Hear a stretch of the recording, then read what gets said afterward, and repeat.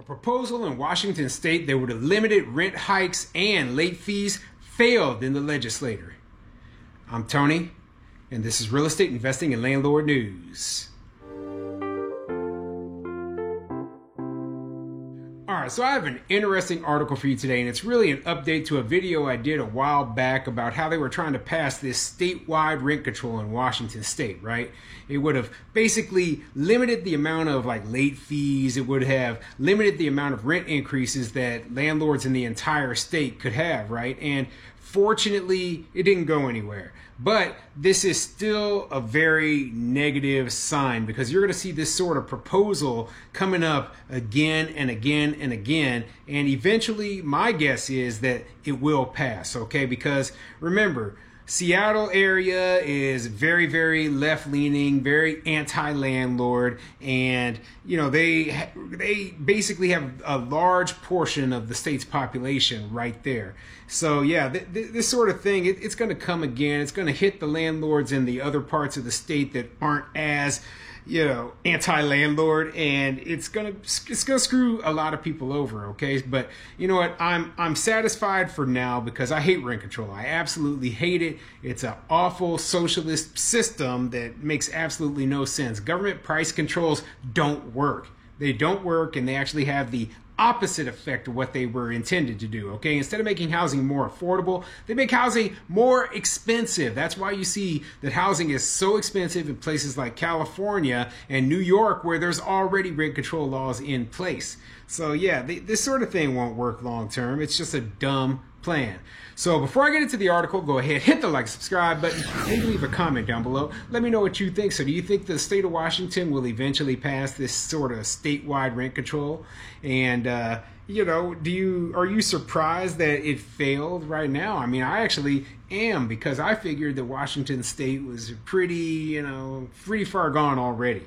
But fortunately now common sense has prevailed, and landlords in the rest of the state outside of the larger cities, they're thanking God right now that it failed. So anyway, let's get into this article.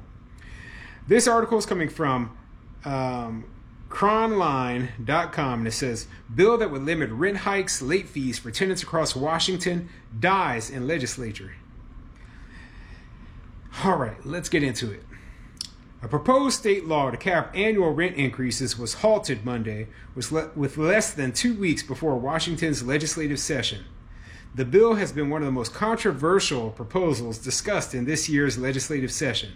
The proposed law would limit annual increases that tenants in the state pay to 7%. It would also ban landlords from charging late fees if a tenant pays rent within 5 days following the rent due date. Well, that completely makes no sense whatsoever. Well, if the rent is due on the 1st and you pay on the 5th, well, you can't charge any late fees. I was like, well, the 5th is late, right? If you pay it on the 2nd, that's late. You pay it 1 day late, it's late. I mean, are you out of your mind?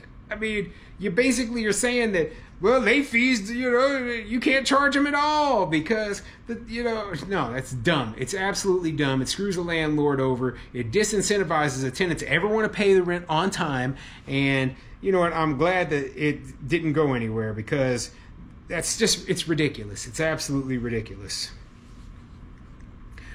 Supporters of the bill argued the law would boost tenant rights and save people on fixed incomes from eviction. Opponents argued the legislation could drive housing investors out of Washington in the midst of the state's dire housing shortage. We can't normalize this. In Spokane County, courts saw record-breaking eviction actions filed last year. There were 1,663 eviction actions filed in 2023, the highest seen by the county in 8 years, and nearly a 50% increase from the number filed in 2019.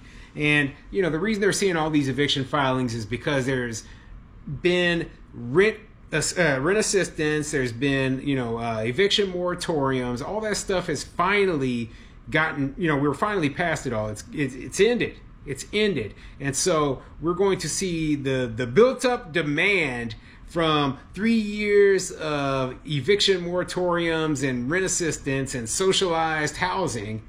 Just basically meaning that we're going to see more evictions, in the short term. I think it will normalize eventually. Not only that, but the economy isn't as strong as some people think it is. I believe it's a lot weaker. I believe there's a lot of people, especially on the lower end, who are really struggling right now because inflation, okay? Everything costs more. And with prices of, your food, of your medical care, etc., all going up, well, some people are going to not be able to pay their rent on time. That's just a fact. It is inevitable when you flood the market with a whole bunch of printed money like the U.S. government did, okay? So, yeah, don't expect there to be a slowdown of this until inflation slows down as well. One Spokane resident last month reported they received notice that their monthly rent would soon increase by $900, said Terry Anderson, the director of the Tenants Union of Washington State.